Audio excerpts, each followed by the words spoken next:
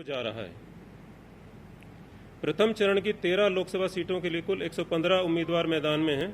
इनमें से Indian national Congress के 13, भारतीय जनता पार्टी के 13, बहुजन समाज पार्टी के 10, कम्युनिस्ट पार्टी ऑफ इंडिया के 2, अन्य दलों से 34 तथा निर्दलीय 43 प्रत्याशी हैं।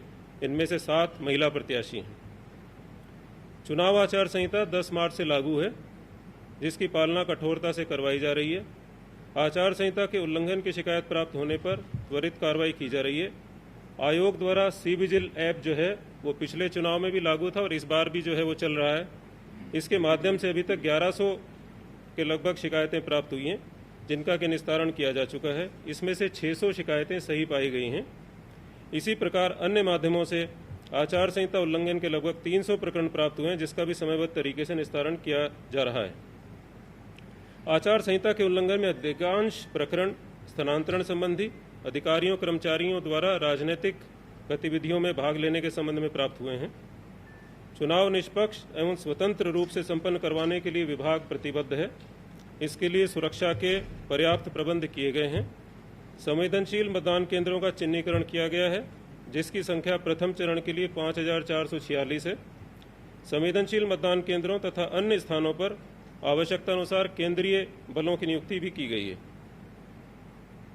केंद्रीय बलों, राज्य पुलिस व होमगार्ड के अतिरिक्त सुरक्षा व्यवस्था के लिए वैकल्पिक व्यवस्था भी की गई है। कुल 1437 मतदान केंद्रों पर वेबकास्टिंग के माध्यम से निगरानी रखी जाएगी और इसके माध्यम से हम जयपुर में जो हमारा कंट्रोल रूम हमने बनाया है, यहाँ से बैठ करके भी हम उसमें देख सकते हैं कि किस मतदान केंद्र पर कैसे मतदान की प्रक्रिया चल रही है।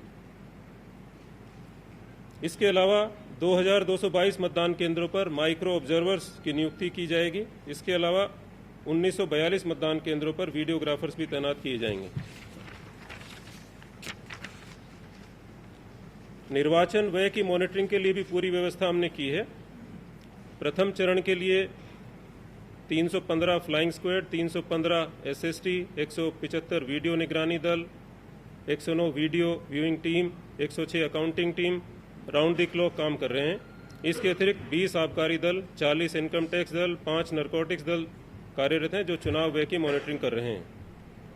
प्रथम चरण के लिए जो कार्रवाई जो इसमें की गई है, उसके अंदर जो कैश है पूरे प्रदेश के अंदर, वो 47.38 करोड़ जो भी कैश काइंड जो भी हमने जब्त किया है, चाहे उसके अंदर लिकर है, बाकी चीज़ें हैं, मेटल्स हैं, उसकी जो टोटल कॉस्ट जो निकलती है वो 47.38 करोड़ है। इसके अंदर से कैश जो है नकदी वो 6.4 करोड़ है। लिकर जो है वो 12.10 करोड़ रुपए की, जिसमें 5,51,598 लीटर लिकर है। इसके अलावा नारकोटिक्स जो है वो 14.7 करोड़ के लगभग जब्त हुआ है और जो मेटल जो है गोल्ड सिल्वर वगैरह वो 7.70 करोड़। और जो प्रथम चरण इसमें से है, इसमें जो एरिया में जो जब्ती की गई है वो 33.4 करोड़ के लगभग है। प्रथम चरण की तैयारियां पूरी कर ली गई हैं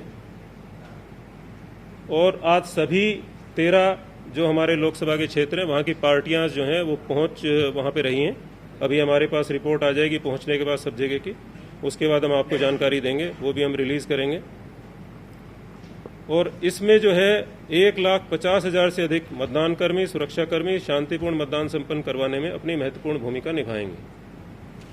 और हमारी तरफ से संपूर्ण जो है तैयारी हमने कर ली है, किसी भी तरह की दिक्कत जो है चुनाव में नहीं आएगी, ऐसी हमें आशा है।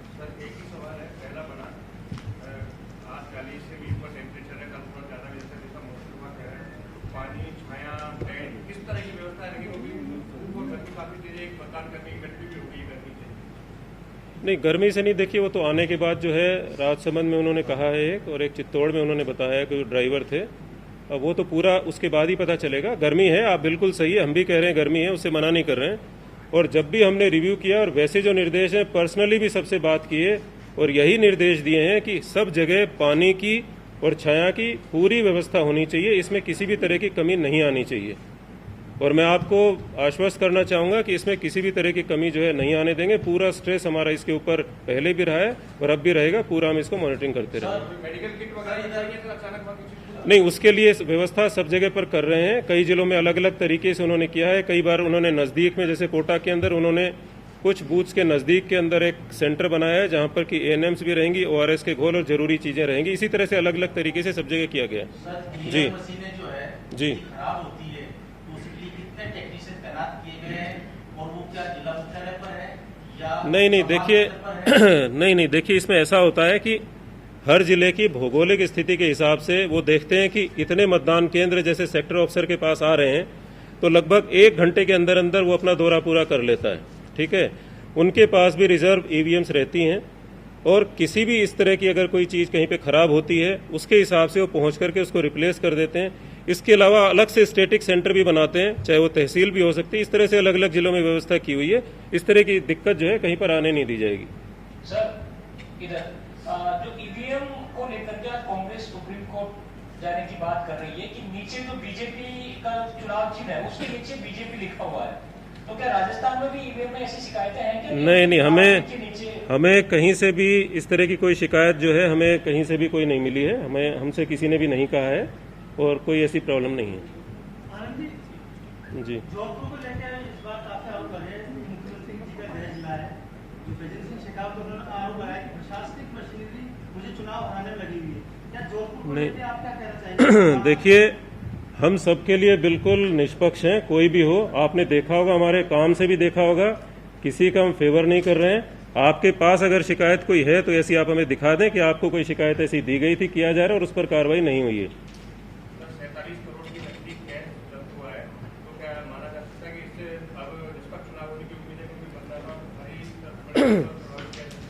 क्योंकि नहीं देखिए, तो हम बता रहे हैं कि जब्त किया गया है और जैसे जैसे जानकारी मिलती है उसमें कार्रवाई होती है। सभी टीमें हमारी सक्रिय हैं, तो ऐसा बिल्कुल हम कहेंगे कि हमारी तैयारियां पूरी हैं और टीमों ने, हमारी जो टीम है उन्होंने बड़ा अच्छा काम किया है।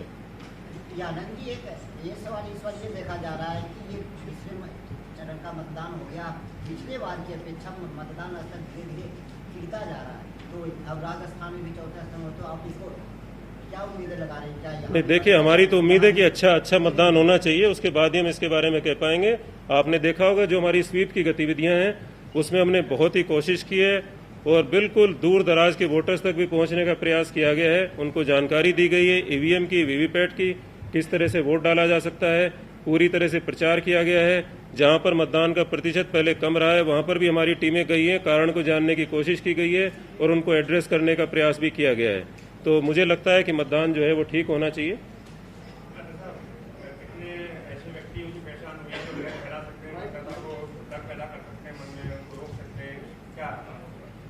हमने करीब 2,30,000 लोगों को पाबंद किया है, जो इस तरह के व्यक्ति हैं जो बाधा उत्पन्न कर सकते हैं, और उनको पाबंद करवाया जा चुका है, जिनमें से करीब 16,000 को गिरफ्तार करके पाबंद करवाया।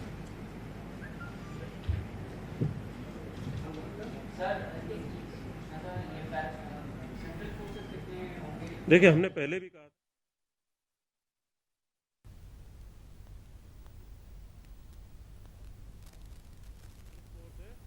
तो कल चुनाव होने हैं पहले चरण का राजस्थान में, और इसको लेकर निर्वाचन अधिकारी आनंद कुमार प्रेस कॉन्फ्रेंस कर रहे हैं और इस दौरान उन्होंने बताया कि पूरी तैयारी कर ली गई है और कई जो गतिविधियां थी आपराधिक, उस पर भी नकेल कसने की पूरी कोशिश की गई है। कल 13 सीटों पर मतदान होना है और इसको लेकर आनंद कुमार प्रेस कॉन्फ्रेंस करके सारी जानकारी दे रहे थे।